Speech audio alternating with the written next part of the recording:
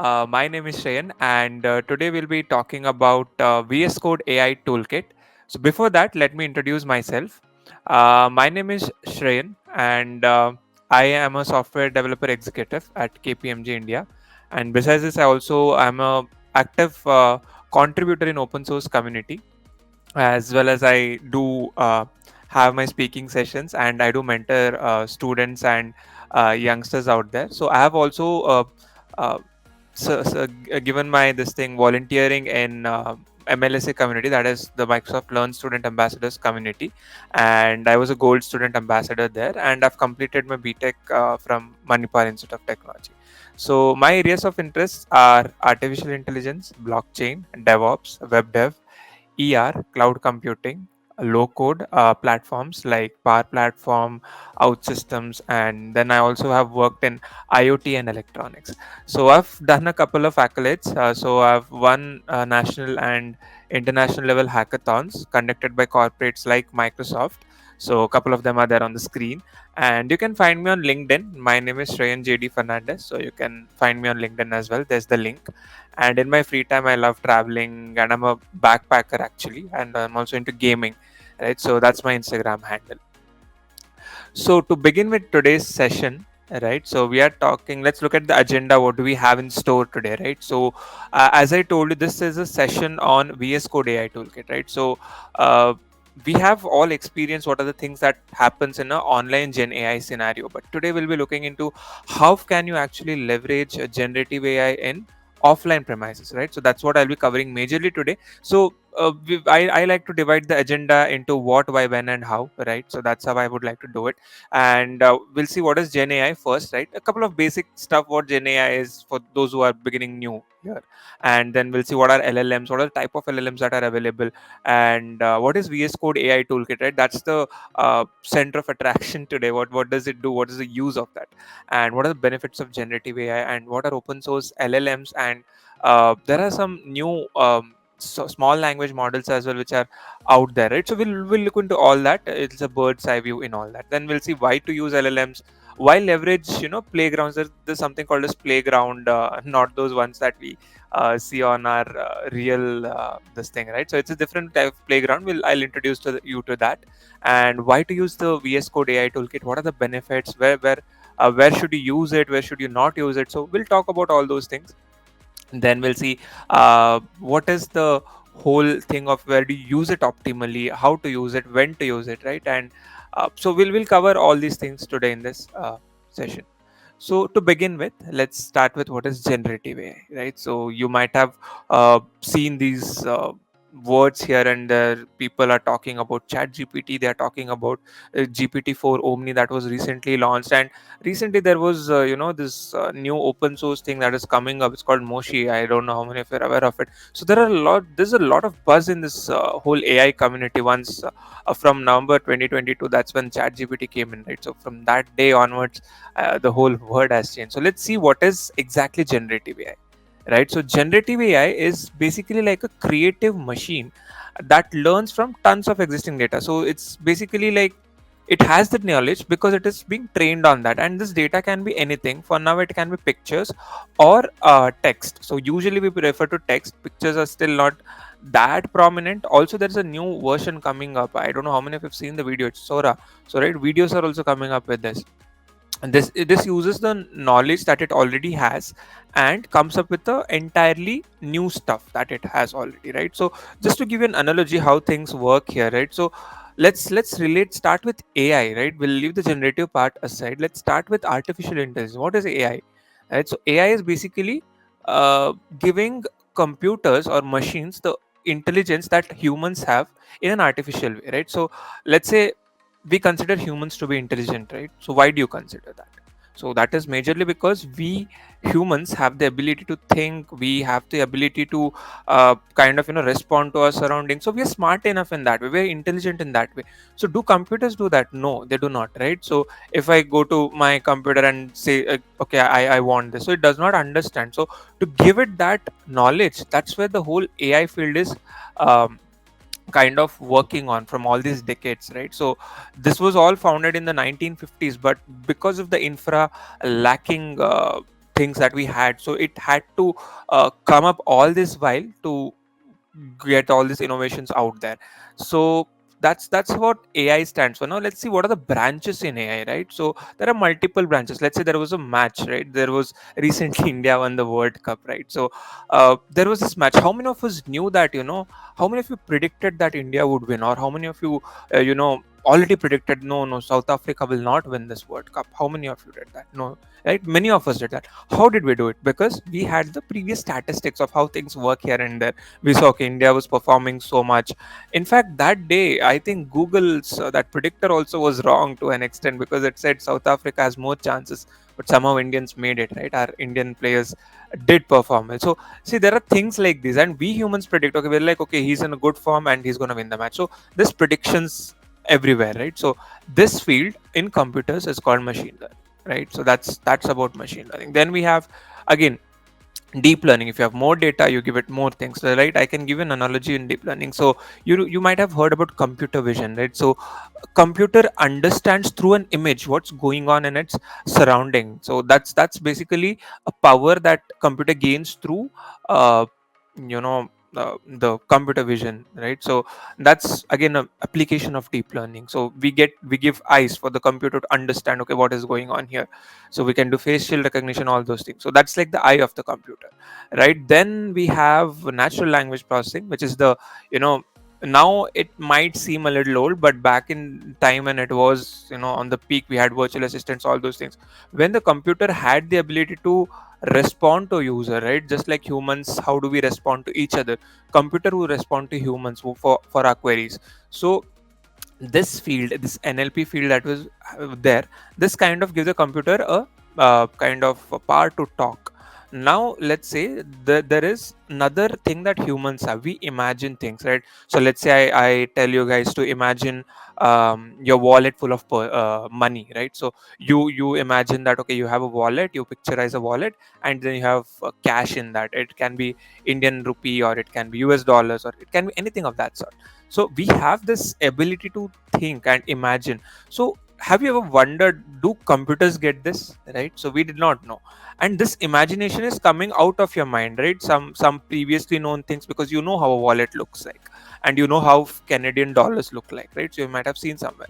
So, and that's how you imagine. Similarly, what generative AI does, it is imagines things, right? So it is a field which actually provides this computer power, or the machines the power to imagine and come up with things, right? So that is what we mean by generative AI in very short.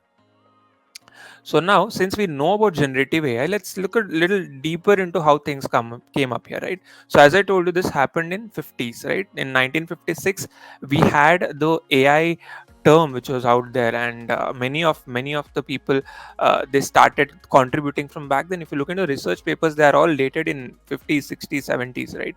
So this is the reason, because it was already there, but due to the infrastructure limitation that we had, right? So we really could not do much of it.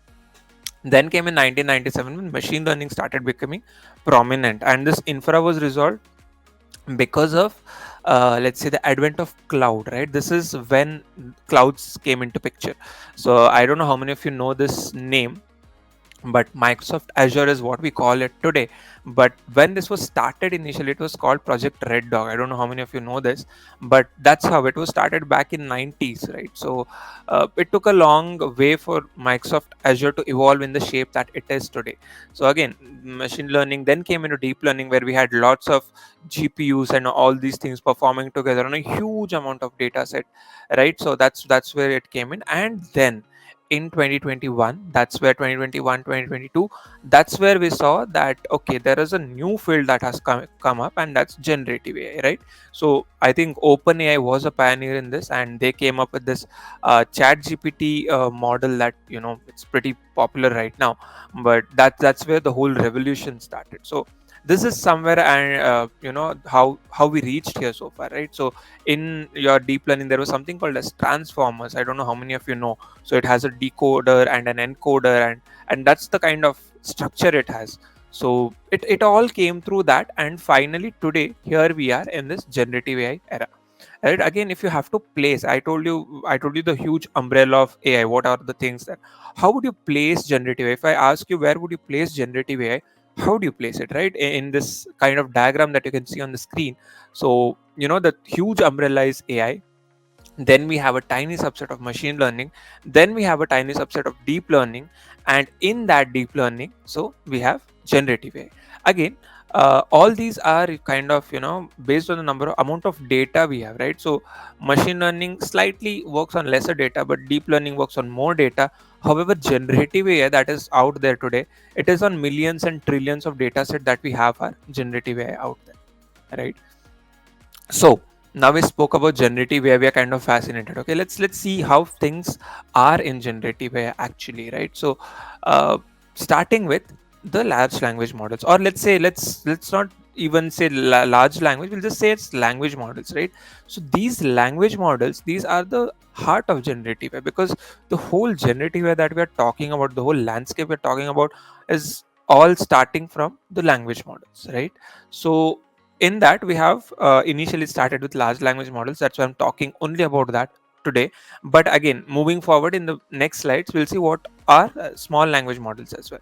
So now in large language models, what do you mean by them, right? So these are basically those uh, deep learning super powered AI models which are which have already gobbled up a lot and lot of text within them, like millions, trillions, GBs together, TBs together of data is there in them. And that's something they are using that as their training set, and they know what is there in them. And now with that power, they are able to create new things for you, right? It can create text, it can start writing poems, it can translate things for you, it can generate images, so all these things. So kind of you can see on the screen on my right side, right? So there's input, then there's output, and then there's a large language model. So this large language model can be like consider it to be like a deep learning model, right? That is very dense in size. So couple of examples here would be whenever I ask this question to people, right, they say chat gpt.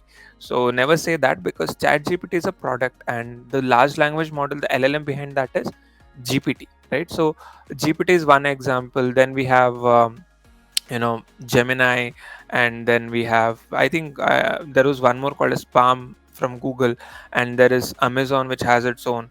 And then comes the open source community, right? So the open source community was not left behind. They came up with new things. Mistral came up with Mistral models. Then there were those who did not want these many large language models to be there, so they kind of came up with something called as the small language models, right? So Microsoft launched 5.2, then there is Orca, now there is 5.3 out there. 5.3 also has multimodal things, right? Multimodal is basically it can gobble up lot of image based things as well. So that's where we are standing today. So now since we know about LLMs, we'll see how can we apply these LLMs, right? How can we work with them?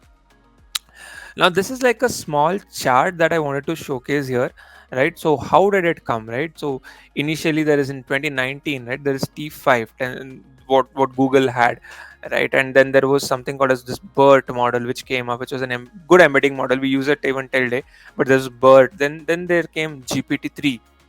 So GPT-3 is not what we use today.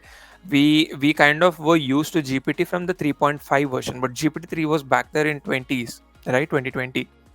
And then we in 2001 it came up with something new. And then it just, you can see the chart, the amount of models out there in the market. Every organization started coming up with their own models, right? So these are the number of these are just a, I can just say limited number that I can show on the screen, but out there are a lot. Like, trust me, this whole session would be just the whole time in the session would be exhausted if I keep counting the number of models that are out there, right? So this is the kind of evolution that these LLMs took, right? So today we are at 4 Omni, right? That's where the recent launch from GPT was. And then we have Gemini, all those things in the market.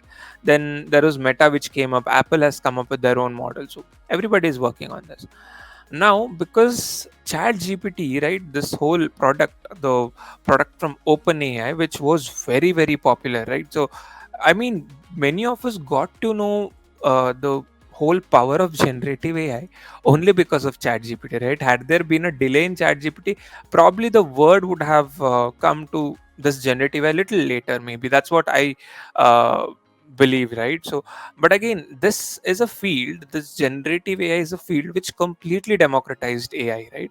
So initially there was no need where you had to sit and worry about coding.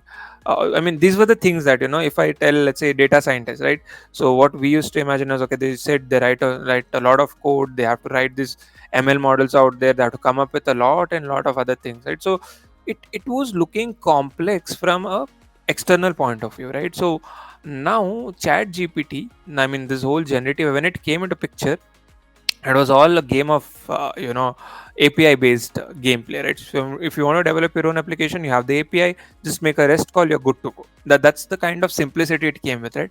But imagine in earlier times, let's say 6 years or 7 years back from now, where we had machine learning, we used to sit and write those models. We used to, let's say, I built a project around this, right? So this was back in 2019 or 2020. So it was a basic machine learning model. I was very new to this back then. So I didn't know how to convert. See, I knew things till the notebooks. Whenever we start with machine learning, this is a practice that we kind of start with the notebook environment on this thing, right, on a computer. So we have Jupyter notebooks, we use Google Colab or something. We start importing libraries, scikit-learn, pandas, and blah blah blah, so on. We do things here and there, but the essence is we never knew, many of us, right? Even I'll agree, I did not know till I actually made an application out of it. So we used to end there, you see the accuracy, we used to be like, okay, fine, I got this accuracy. Back then, getting a good accuracy itself was a kind of a big thing, right? That's what people used to talk about. See, I got so much accuracy, I have 88%, I have 80% accuracy in my model, so on and so forth. But a few of them knew how to convert that into an application, right? So back then, I once sat, I did this, I was like, okay, let me just figure things out here because I wanted to do it, right? So then I converted that as a pickle file. Then I used that pickle file, I made a Flask API out of it. Then I linked that to my front end, and that's where my whole application came to life, right? The whole predicting thing came to life. And also there was one more from Microsoft which I used to extensively use. I don't know how many of you know it, but right now I don't think so. It is then the same form. The way they provide the service is slightly changed on that part. So earlier it was called the Azure Machine Learning Studio, which was again very very very very basic kind of uh, uh, low code interface for coming up with models. But now that is rebranded to Azure Machine Learning Service. They have a lot more things there. You have a studio where where Microsoft also comes up with this whole LLM part in that as well. But since we are talking about only a chat GPT, let's just stick there. But these are the things that were there before. Right now what we are doing here is that we are a kind of in a place where we do not have to think so much about what is going on in this model building, what is going on here, what is going on there, right? So there's no need to think on all these aspects. It's very simple. You make an API call to this particular OpenAI API, you're good to go. You get the answer. So maybe like this is where I believe that this has completely democratized the field, right? So anybody who wants to develop, it is in the click of a finger that they can develop a system with ChatGPT. Of course, I'm talking about the basic ones, but to come up with some good applications, right, in generative AI, that's where you need some coding skills, right? But again, on a very general note, this AI was available to everyone.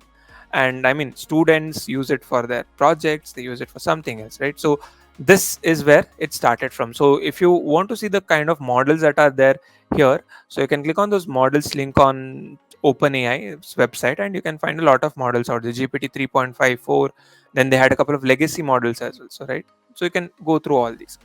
And recently after that, I think in 2022, right? So that's where 2023, that's where Satya Nadella actually announced a partnership between OpenAI and Microsoft, and now we have something called as Azure OpenAI, and you can use it through that.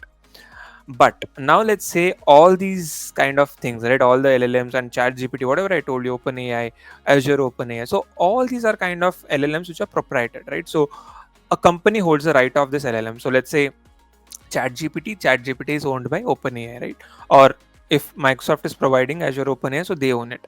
You are paying to them for your thing and you make an API call. You really don't know what is the kind of model that is running, how is it being executed, or how is it actually being given to you as a server, right? So this model will be a server because you're making a call to this particular server that you don't know. It's somewhere in Microsoft data center, for example the OpenAI GPT 3.5, right? So you make a call there and you get a response back. Now let's say you want to know the exact system of how things work, so that's where you can start working with something called as open source. Now other LLMs here, that's what I meant.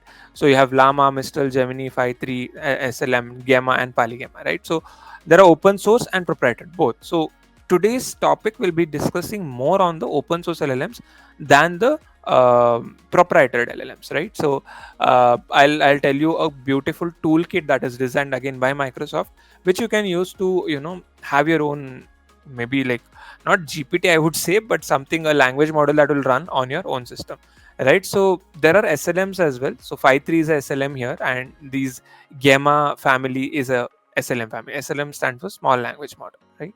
So we'll look into all those things today. Now I told you so many things, right? I told you you can work with large language models, you can build applications, you can come up with new things. I told you many things. Now you might ask me, Shreyan, I want to kind of customize my LLM, right? I want to customize my language model. I want to make it my own personal model. Let's say I own an organization. I want a internal, kind of a bot which will only help my employees. It shouldn't go out anywhere. So that is good application. I mean, you can see it out there. The Interglobe Aviation, Indigo Airlines, so they came up with this bot called 6 E Sky. Air India came up with Maharaja, right? So all these are generative AI bots which are out there in the market. So now let's say you want to do something on your own for yourself. Let's say you want a study buddy out there, right? So how do you do that? So this is where we can look into three major things, right? So one is called prompt engineering, then we have RAG, retrieval augmented generation, then you have fine tuning, right? So today, this toolkit that I'm showing you, that I'm going to showcase in a while, I'll be showcasing you prompt engineering, RAG, and find, because this toolkit is capable to do all these three in detail. But again, I won't get much into the details of this because that would be out of the scope of this session, right? So you can see on my right hand side there's a RAG kind of a thing, right? That can you recall that image that I showed in the previous slide? I think 2-3 slides back, I just showcased the same image, right, when I was talking about LLMs. Now that LLM, that same LLM, if you can see, there are 2-3 plasters on top of that. So this plaster, again, it is a notation for you to understand. So basically on a LLM, I'm putting something of my own, right? So this putting something of your own is your data that you're appending to this LLM, right? So not to the LLM, but you're making the LLM to understand, okay, this is where you have to see as my data as well, not just what you have been trained on. You have to see what I am giving you as well along with that, right? So that is the basics of RAG that I was talking about. Prompt is basically how you interact with LLM, right? So basically, I'm talking here, you're understanding, and maybe if I ask you a question, you'll answer me back, right? So prompt engineering also goes in the same way. So you give a particular set of instruction to a model, that is called a prompt, right? So how do you design this for the model to understand very well? So there is zero shot prompting, there's few shot prompting, so many prompting techniques are there. So all that, what you want to deal with, the kind of prompting you want to do with LLM, that's prompt engineering for you, right? And RAG, I just showcased you what is RAG. Fine tuning is something, you can train this model on your data, like it is already a trained model, but you add a few more data set to that and say that you should behave in this way, right? So basics around this is basically what fine tuning does. So moving on, next is, now we'll exclusively get into offline generative AI. So you got to know how to customize a language model. You got to know what are the open source models, why are they beneficial. All those things are done, right? So again, the benefits. Let's say we can emphasize more on the benefit part. Sorry. So we can emphasize more on the benefits part for sure, because there are a couple of benefits with offline generative AI, right? So you might ask me, Shen, when I'm getting so much out of the online, whatever we are doing, the subscription based thing, why should I even migrate to offline generative AI? That's the question many might have. So the answer is very simple. So if you do not want, see all these models out there, there might be a chance that your data might go out of your organization or your system, right? Whatever system you are in, It might be a laptop, it might be, by the system I refer to the whole ecosystem, right? So if you don't want the data to leave your ecosystem, if you want it to be in your own premise, right, that's where you'll come for offline generative AI, right? So offline generative AI, there are multiple ways to do it. I'll tell you the steps what we take through, right? And also this is kind of, you need not pay for anything, right? Everything is free for you, except you should have a good machine, a standard decent enough machine, and you're in a good shape to run this LLM on your local. And then there is no need for you to rely on internet, right? So the model is residing on your premise, right?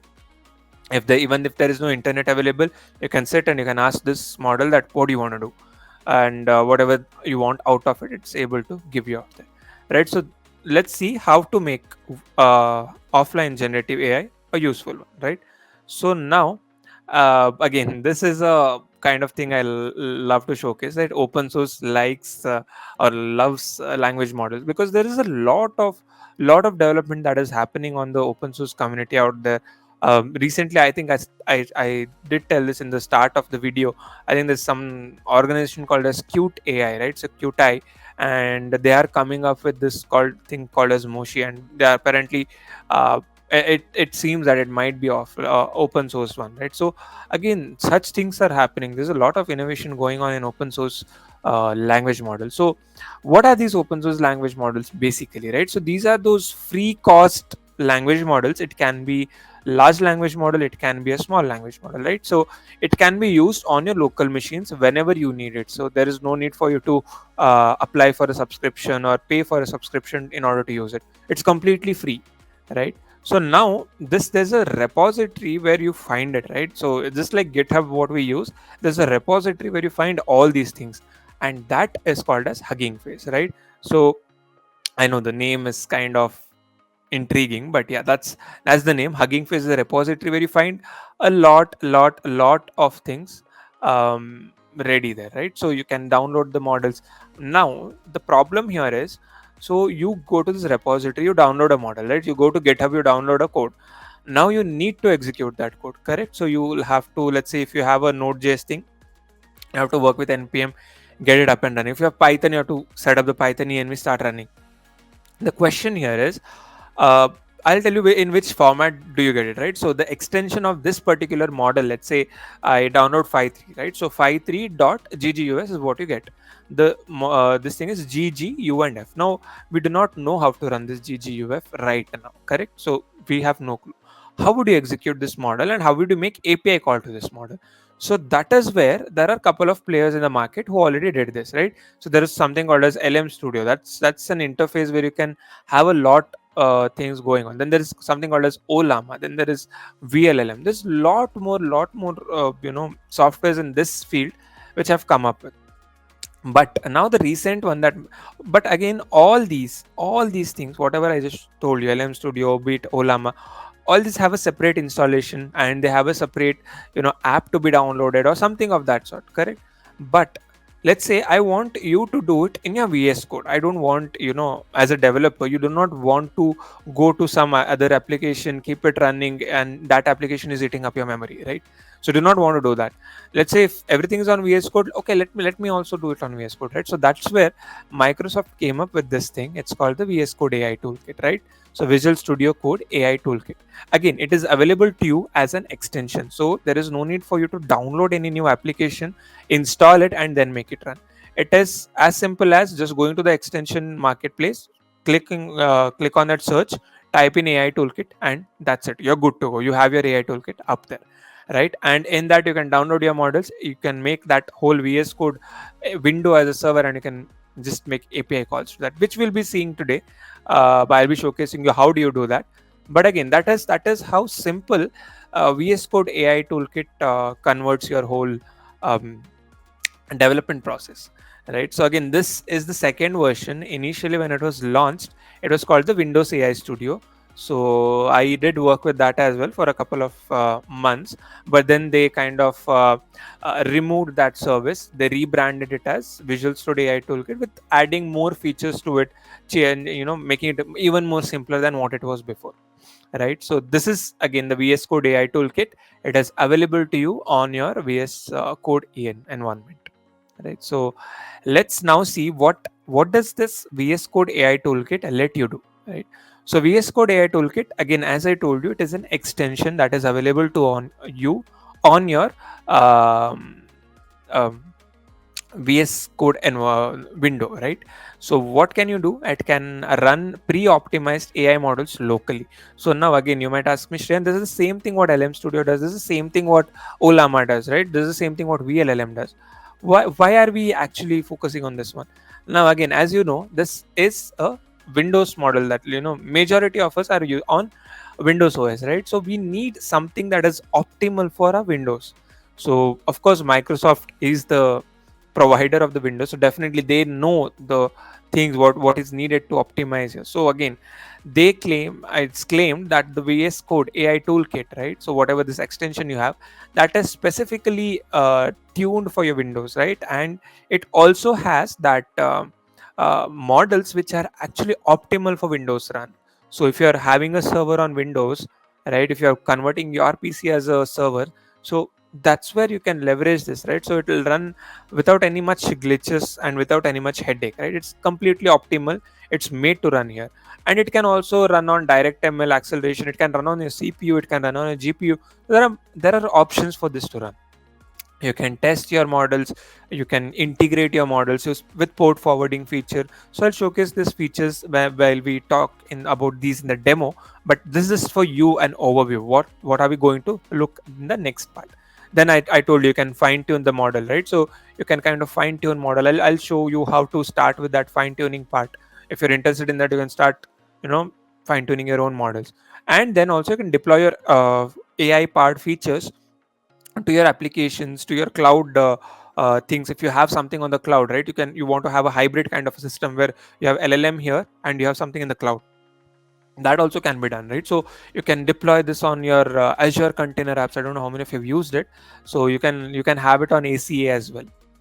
All these things are can be easily achieved using this VS Code AI toolkit. Again, one good thing, I don't know how many of you have used this prompt flow, right? So you can also have your prompt flow integrated to this. So any integration that you want to do with the Microsoft tech, that is slightly and much easier than other counterparts if you are choosing them in VS Code AI toolkit, right? So VS Code AI toolkit being a Microsoft extension, it kind of gives you that leverage to integrate things very seamlessly and very easily out there. So now if you want to learn more on this, I think there's some glitch here, but if you want to learn more, so you can refer my blogs. I've written blogs around this. So there are many more in the pipeline which will come in the future days, but right now there are two blogs which are live. And if you really want to start installing and uh, test this out there, so you can definitely do that. Or if you want to go to the documentation of Microsoft, that is also out there. So it's Windows, it's a link down there, right? So Windows/AI toolkit. So that's where you can do it. And yeah, it's pretty interesting to start doing this. So now without much delay, let's start this whole VS Code AI toolkit in the demo part, right? So let me just share my screen now.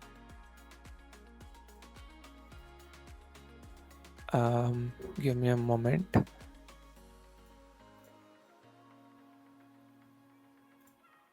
Right. So now I told you, right? So the earlier version was VS Code AI Toolkit. So this is where I've written a blog. If you want to follow up with the instruction how to do things, right? So there are a lot of instruction that needs to be followed, right? So now let's start with the VS Code AI Toolkit. So to do that, initially I'll go here. I launch my VS Code ENV, right? And it is opening. It's connecting to a remote. So let's say I do not want this to happen. So I can close the remote connection. So this is how your VS Code is being launched, correct? So this is your VS Code. If you do not have this VS Code, go ahead and download it for your machines. It can be for Mac, it can be for anything else, right? So you can download it right there. Now here, this is where your extensions tab is. But before that, there's one prerequisite to do this. Along with VS Code, you also need to have a WSL, Windows Subsystem for Linux, to be installed on your machine. So that's also pretty straightforward. You can just go to PowerShell. you can do a simple, WSL install, and you'll have it ready out there, right? So I have installed, I won't install it again. So if you want to do that, you can start with this, then you can follow the steps I've given it in the blog. There's certain packages you need to install. You need to do a couple of things here and there before you get started with this thing, right? So, and also you need to do from the Windows Store, right? This is the Windows Store. Let me get the store part. Yeah, this is the one. And from here you can just search for it's loading, give me a file. Yeah, here you can go, you can search for Ubuntu, and the first thing that you get, you can download this as your Ubuntu thing, right? So this Ubuntu is what you can download, and then you need to reboot your machine, and that's where you'll start with your WSL. Now let's say once you have done that, you can launch the remote connection in two different ways, right? So I can go here, it's just loading, give it a while, right? So it's loaded, so I can just do a code and then this. So this basically launches my VS Code, right? But notice that this VS Code is running on my normal Windows. This VS Code that is recently launched is running on my Ubuntu thing, right? So this is the root of my WSL thing. So if you want to see how WSL looks, I can go here. This is my Ubuntu that I've installed, the WSL environment, right? So you can see there are a lot of things here. So I don't want to open any of these right now. And let's get started with this. So you can head over to extensions. Make sure this is running in WSL Ubuntu, right? So that is the most needed one. If you do not want to, let's say this is one more way of opening. So if you do not want to do it in this way, the terminal way, you can go to this. After installing a WSL and Ubuntu, you can go here, open a remote window, and you can connect it to WSL from here as well. So both ways are possible. Right. So once you're connected to the Windows subsystem, go to extensions and just type in AI space toolkit. Right, so AI toolkit, it's searching, and this is the one, right? So AI toolkit for Visual Studio Code, it's in pre-release version 0.3.3 as of today's date, right? And it has this thing, you can go through these quick starts they are providing, and fine tuning of models and all these things, right? You have features, what are the features it has, and then dependencies, right? So you need a remote development as a dependency. So that's what I told initially, to install the environment. So now once you have installed this, you can install here, and then you can see this icon here, right? So this is your basically the VS Code AI toolkit, and as you can see here, it is doing some process in the background. So it is getting things ready, it is finishing some startup, it is unlocking some agent. So there are a couple of things that it does in the background, right? So now what we'll do, I've already downloaded two models, but if you go to model catalog and see what are the models available for you here, right? So there is currently, in on this machine, I have six things to be downloaded, six things that I can download, the possibility, and definitely this is going to increase in the near future, right? So there'll be more and more open source models which will be added to this.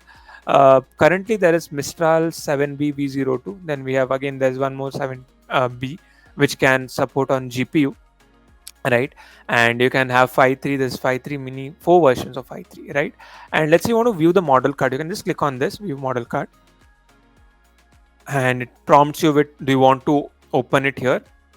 You can just open it out there, and you can see this is the model card for that one. Now again, I spoke about Hugging Face, right? So this is the Hugging Face uh, re- whole repository, or like you might say the whole place where you find models. This is how it looks like. So you can go to models here on the top, you can go to huggingface.co/models. You have a lot and lot of models here.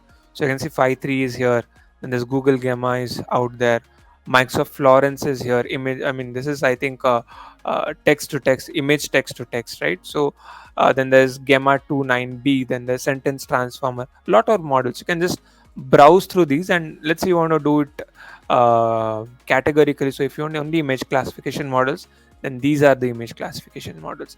In fact, many of the contributors here kind of fine tune their models and give it for the open source community, right? So now again, this is where the model card is, so it will land you in that particular section. Let's say you want to download a particular model on your Windows and your AI toolkit, you can come here, click on download and your model will be downloaded, right? So I'll showcase the two models that are downloaded. As you can see that it says load in playground here because I've already downloaded the model. It says the number of parameters it is being trained on, right? It is on 7 billion parameters. And what kind of system does it support? Is it a GPU one? Is it a CPU one? So this is a GPU one, right? And then it says what is the file size on my disk that this model is going to take. So it is roughly around 4.27 GB. However, you can see there's one more model which is around 14.5 GB. So you can choose any model that you want. For demo, I've taken two right now, right? So again, this selection of the model is completely on you. You need to see what is the requirement for your particular use case, right? So let's say you're building a chatbot. So that's where I would recommend maybe go with Mistral 7BB02, right? Or let's say you want a lightweight chatbot, right? So not that heavy, and you want to use a SLM for that. So that's where you can go with 5.3 mini, right? So you can choose any of this based on your use cases. And all these have the I mean, they have great capabilities, definitely not what matches the cloud level ones, but still they are good in their own terms, right? So let's see in playground how does Mistral work. So I can click on this load in playground, right? It lets me load things out here. So as you can see here on my right hand side, it says loading the model. So it'll take a while to load depending on your machine, right? So it can be a CPU, GPU. Depending on that, the loading speed varies, right? So you can have a drop down to load 5.3 if you want. So let's use 5.3 for now. It's lightweight, it is simple, good to go, right? So I'm just loading it, it's switching the model, and you can see what is going on while switching the model, right? So there's a full telemetry data that you get. Whatever model is being, this telemetry event is this, and then everything basically you have a log of things that are going on in your output window, right? So now let's say I want this to behave, talk to me in Shakespearean accent, right? So this is the prompt I'm giving. This is basically called the context instructions, or generally what you can refer to as a prompt, right? So let's say I say hi.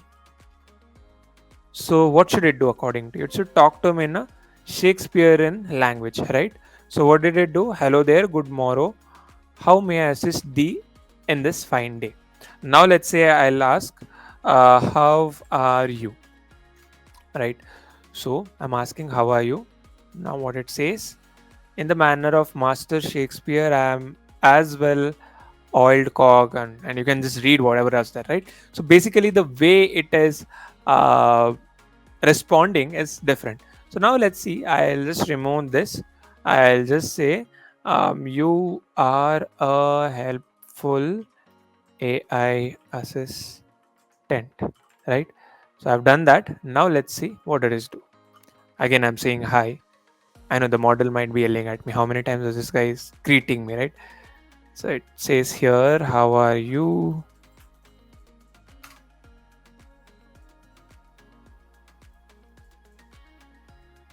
As a humble servant of information, my existence is dedicated, all these things, right? So it's talking to me in a normal language. Here it was talking to me in a Shakespearean language, right? So it was being more creative, it was being more poetic, or it was more into literature back then. Now it's coming back to it's becoming a normal human being. It's responding in that way, right? So this is the playground feature that I told you. Do you remember I told you in the initial part where I told you I'll be showcasing you about playground, right? So it's not that playground where we go and play cricket, but this is the playground where we play with models, right? Now, what is there in this playground? Or let's say, okay, before getting into playground, let's see what is there in VS Code AI tool. What are the kind of windows that you get? On my left hand side, right, you can see there is something called as models. So models has model catalog, and we went through what model catalog is, right? So now next is the model playground. That's what I'll be showcasing right now. Then you have something called as model fine tuning. Under the resources section, you have these two, right? So this is the thing, that these are the features that are available right now. Definitely in the near future there'll be more and more features that will be added to this. And now let's say I load the playground, right?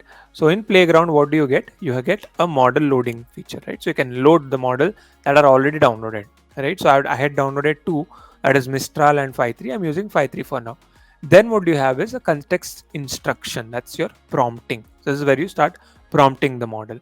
Now there is something called as inference parameter. So if you want to know more on what exactly each and everything is, there's a I button here. You can just hover over it, says the exact definition.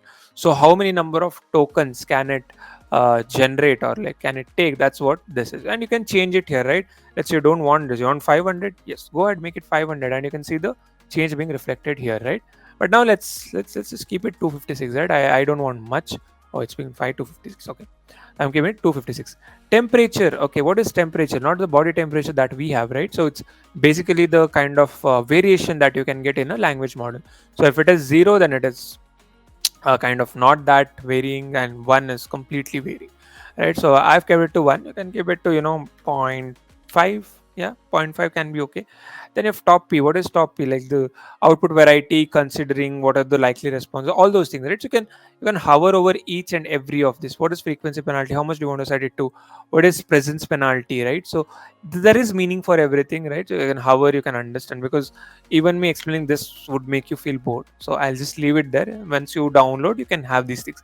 And mind, these things are there in every model. It's not only on toolkit, it is there on your OpenAI API as well. You pass it in API, what is the top p, what is the frequency penalty, what is the presence penalty, everything is ready for you out there, right? So I can set it here and again start texting with the model, right? So hi, for example, I'll just give in here. Let's see. I'm pretty sure the model is annoyed with me saying hi, hi, hi again and again, right? So it's just like, okay, how should I just stop this guy from doing this thing? So it's increasing the level of English that it has. Anyway, so that's about your playground, right? So this is the one. Now there are a couple of interesting things that happen on this the output window as well, right? So I told you there is this whole set of telemetry. Now you might ask me, Shreyan, does this even have the chat history, right? Or what models have I loaded?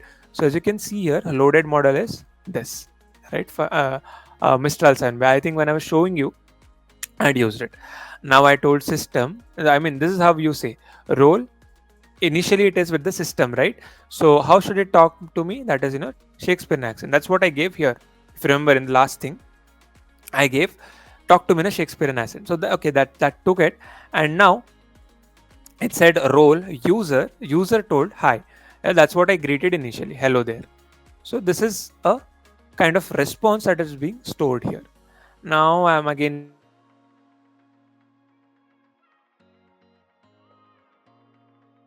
to so you can see all this telemetry data here, right? So whatever I've spoken so far, it has a history, and it is showing that. So basically this is your log window. You can see anything, right? Let's say you give this to some users, right? You build an application, you give the application to 10 users. Whatever they're doing, you can see it here. But again, if you do not want to see that, you can disable that as well. That's an option for sure. But yeah, that's something which is being recorded. Debug console is not of much use now. The next feature that, and this terminal shows in which particular place you are in. As you can see, this is not on my desktop of Windows. This is on the Ubuntu system, right? So if you can see, same thing is here as well. That's a base directory of Ubuntu. That's where I'm currently. And then the interesting feature, this particular ports, this make the whole AI playground a different kind of a thing, right? This is where it does not just reside within your VS Code AI toolkit. It comes out of that. It lets you create a new applications. You can innovate by implementing RAG. You can implement anything out of this, right? So it is given to you as a particular API, right? So let's say you deploy a OpenAI resource online, you get a API endpoint. Your endpoint here is this, right? HTTP localhost and 5272 is where it is up there, right? So what is the running process? It is here. So let's say you want to add more ports. You're not happy with 5270, you want to add more. You can go here, you can add, let's say 3000, right? You can add 3000 as well, but I'm not adding right now. You can add it if you want it, right? So now let's see how port forwarding works. When you're working with all this, right? So the port forwarding really helps you a lot. Port forwarding is basically that feature right here. Let's talk it in the context of LLMs only, right? So port forwarding in general is a very good concept if you want to look into that. I've explained more of this in the blogs that I just showcased a while ago what exactly is port forwarding. But again, in the context of LLMs, this is the endpoint that your LLM is currently active in. Remember, I told you that you download the gguf files, right? So here the gguf files are downloaded, executed, and they're ready to be served as a server in this particular location, right? So the local host and 5272 is the address where my LLM or the SLM, the 53 in this case, is ready to serve my requests, right? So that is the beauty of port forwarding, and that's what port forwarding does here. So now you might tell me, okay, Shreyan, you told me that this is ready to serve me as a LLM, right? So instead of using Playground, can I directly, let's say, use a software testing app, like API testing app? Sorry.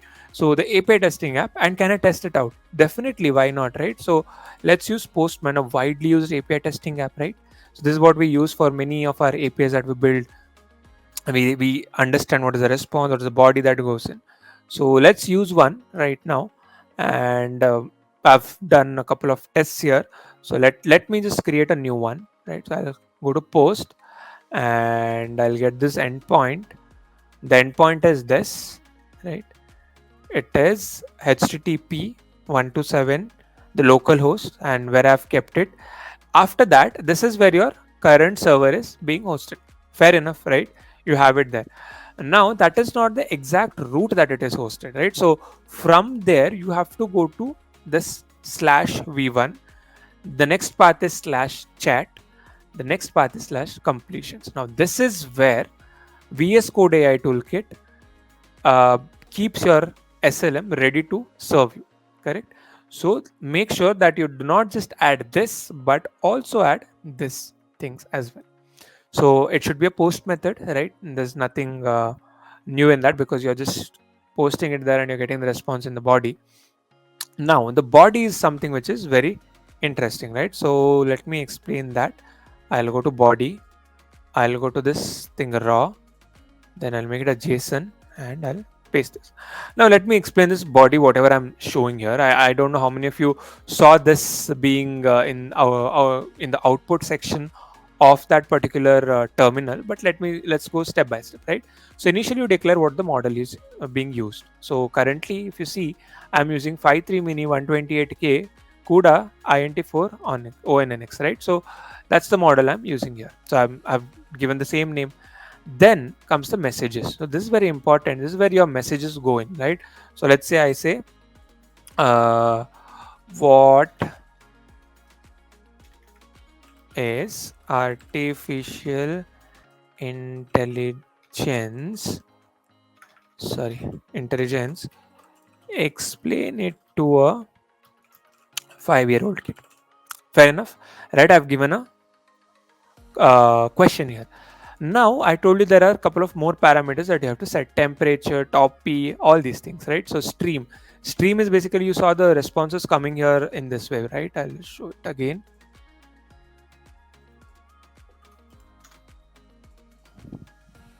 Notice that now it's generating and the response is coming to in a flowing pattern, right? So it says whatever it is coming up with. Let's just wait.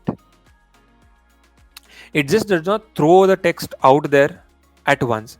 Instead, it shows that it is generating it step by step, right? So it's taking a longer time here. Okay, see, it's typing it, right? Hello, how may I be of your service today? It just came step by step. That's what you call as streaming, right? This process that you just saw, right?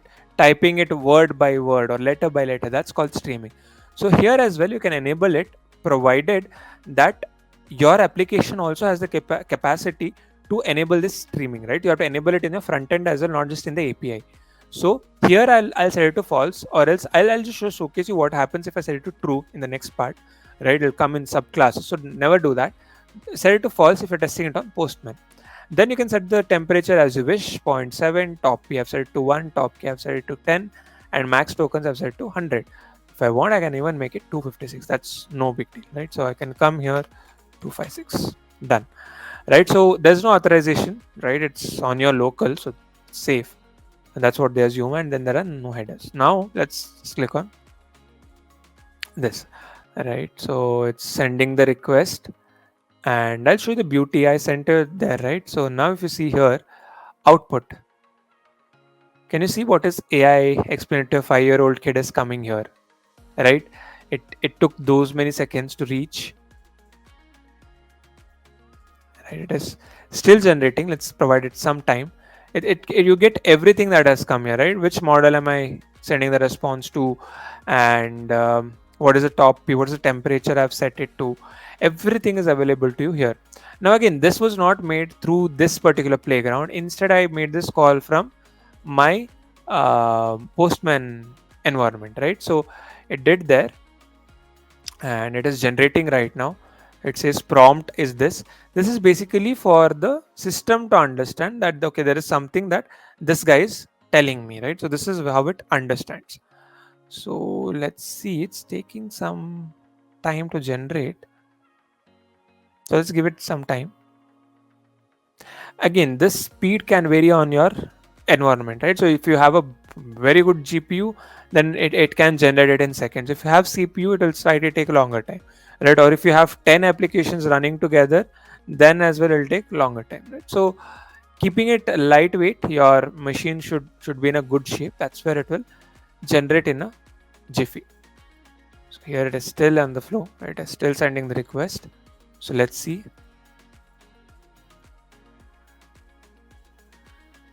Right, you can see what are the other things. This was the high that I sent here.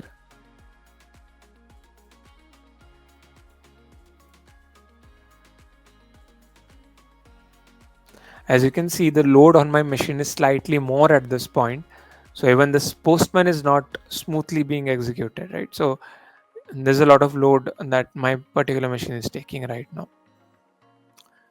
So let's see what will come up here.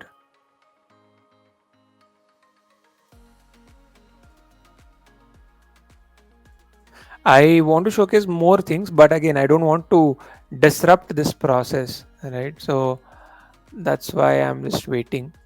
So it is generating the response because this question, right? It is understanding what the question is. Again, I told you this understanding capacity, this generating capacity is already there with this language model because it has already gulped in a lot of data, right? It has that billion data sets already on which it is being trained on. So it'll have the things ready beforehand. So it's taking longer time. Usually it does not take so long. Let's just wait. Even the postman is not, the loader of postman is not running smooth.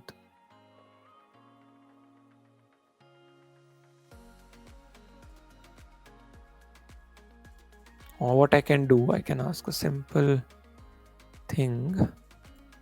Let me just cancel this. Let's go back to this. It says that okay, completion error, operation was cancelled, all these things, right? Okay, fair enough, I've cancelled it. Let's just say hi, right? Very simple. Now again, it said hi is what I asked. There's a number of tokens that it is using. Context count is 0 and it is doing it right now. Again, my machine is slightly so slower today, so let's wait till it comes up with the context.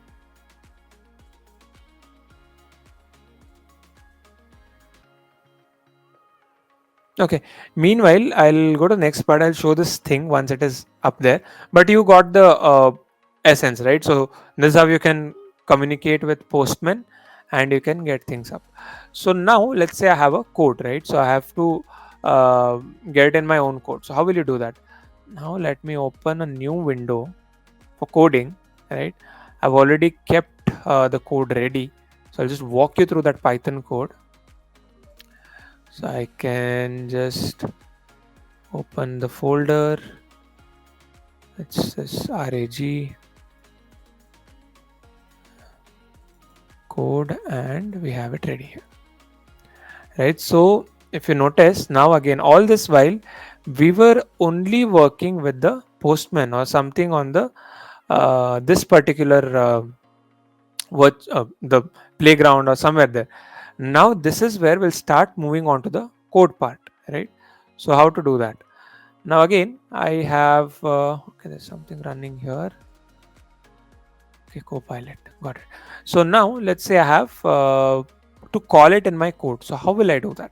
So again, that is done using the OpenAI SDK. Yes, you heard it right. OpenAI SDK, that is the open source SDK which is available on Python, right?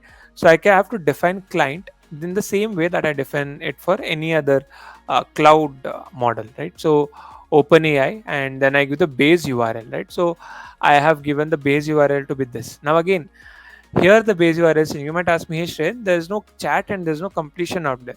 You can try with that, but this is the URL that works the best here with this particular use case, right? So if you want to talk to this particular model, then this is how you can do it.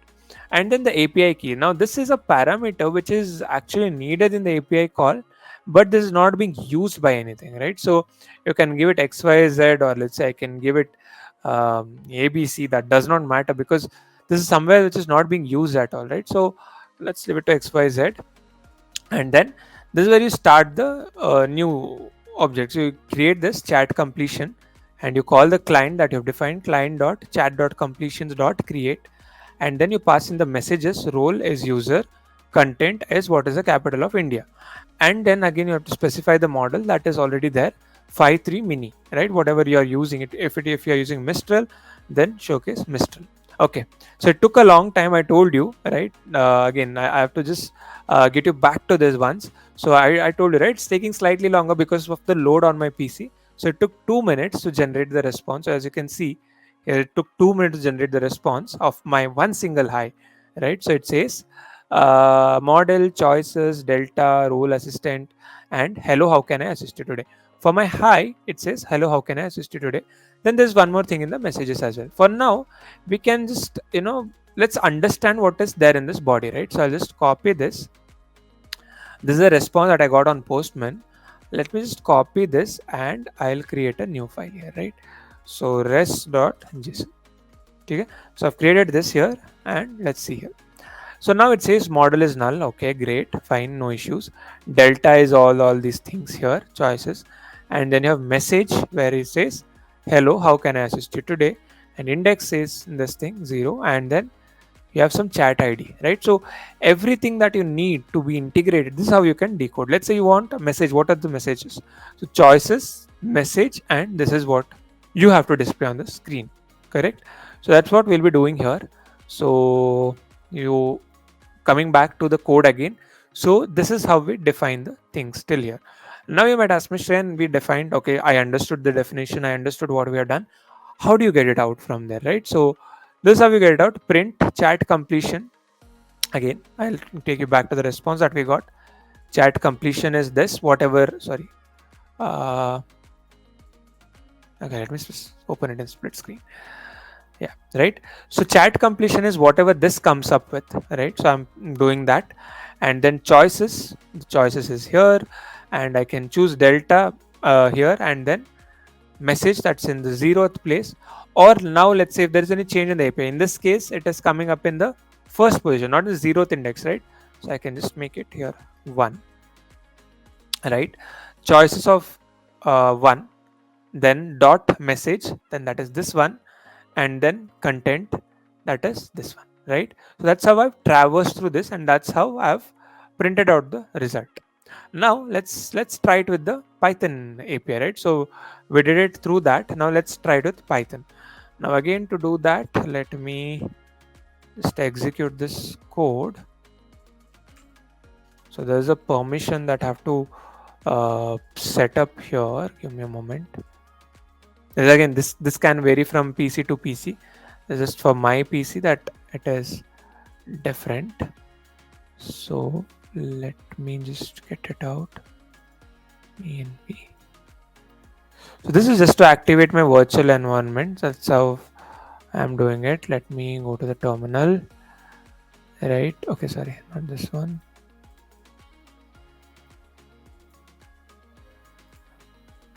This is also a debugging trick you can use if just in case uh, your virtual environment does not work. That's when you can use this, right? So I'll just go to v/script/activate. Yeah, so as you can see, I'm running on my virtual environment now. Now let's say python main.py. So what should it do? It should technically execute this code. It should interact with my VS Code AI toolkit that I'm running here, right? So let's see if it has done that. See, what is the capital of India, right? This is what I asked in the code. Agreed. What is the capital of India, right? And that's the same request which has reached here, right? So it has reached in these many seconds, and the number of token do you, the tokens that we are referring to here is basically the number of words that is up here, right? So the capital of India is New Delhi is what it has answered. Let's see whether it is the same thing that is on my code, right? It says okay, let me just get it back to zero. It's a small code error. Okay, so it again answered here that it is the capital of India is New Delhi, right? So again, I've asked because there was a small thing that I changed. The index was mismatched, so that's why I did not print it up there. But I'll print it right now. So I've changed the index to zero. I'll print it ready, right? But you got to know, right? How do you transfer towers to this JSON? That's how you can do it, right? So this is again, you can deploy your applications. You can create a full-fledged app like this, right? So let's say you want to do something here. Again, here I've seen the pattern, right? You are a helpful AI assistant to provide structured answers and all these things. Yeah, see, the capital of India is New Delhi. And this is the response that it has given for the previous question, right? This particular thing, it has printed the response. Initially, I had kept it to zero. It has not actually zero. I think I copied this. This is the place where you extract it from, right? So you have to just give choices 0.message.content, right? So you have the answer here. Similarly, if you want to create a chatbot kind of a thing, this is how you'll use that. Messages, you are a helpful AI assistant, you give the prompt. Now this will ask you the query. What is your query? So that will be inputted through enter query, right? So that is how you can play with this. Now the final feature that I would like to showcase with AI toolkit is the model fine tuning, right? So this is what okay, what just happened? Give me a moment. Trust this authors. Okay, it's on Ubuntu. Fine. There was some glitch. So let's again go back. I'm going to resources here, and the final feature here would be fine tuning. Right. So this is the place where we start the thing. I'll give a project name. Uh, fine tune 5. Right. I can have to select a thing. I'll just give it as dev. Right. I've given it as something here. Okay, it chose the location to this one, and now I have to choose my model. Which model? So I'll be doing it on 5. I use this 5.4, and I can click on configure project, right? So it will configure a project for me, and you can see there's a lot of telemetry data that runs in here, get byte array, all these things. So let's wait till it initializes.